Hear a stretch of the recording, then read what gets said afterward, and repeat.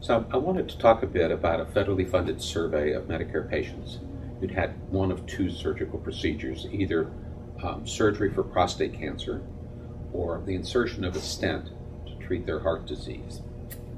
The focus of the survey was how the decisions were made to have these interventions. We surveyed patients, Medicare beneficiaries, who'd had one or the other of those procedures, and we asked them about the decision-making process. The focus was on 3 or 4 things.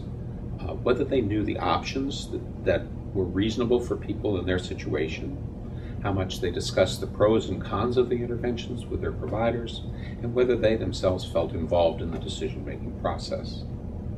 Now, you might think that surgery for prostate cancer and inserting stents for coronary arteries that have some blockage are sort of different procedures, but they're actually quite similar in 2 interesting ways. One is their options. They're what we call preference-sensitive decisions. And what they mean by that is that there's more than one way to treat the condition that will have pretty similar medical outcomes. And the choice really ought to depend on the patient's own preferences about which of those approaches that feels better to them. And second, it actually turns out that for both of these, a conservative approach to treatment, where there's no intervention at all, no surgery on the one hand, no insertion of stents in arteries on the other hand, is an appropriate thing to consider, and the outcomes are very similar according to the research.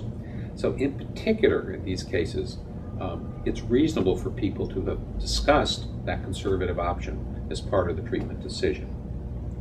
So we analyzed the reports from patients, and we got pretty different profiles regarding the 2 surgical procedures. The prostate cancer patients had more of a discussion with their physicians, and in many cases, multiple physicians. They heard more about the pros, but particularly more about the cons and the alternatives. And they were more likely to felt that they were asked for their input.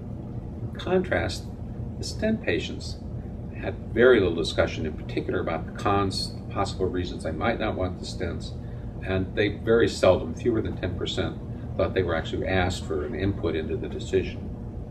And most striking of all, though, neither group had a lot of discussion about the conservative options. Now, these are the people who actually had the interventions, but only 1/3 of the prostate cancer surgery patients actually said they had discussed seriously not having the surgery.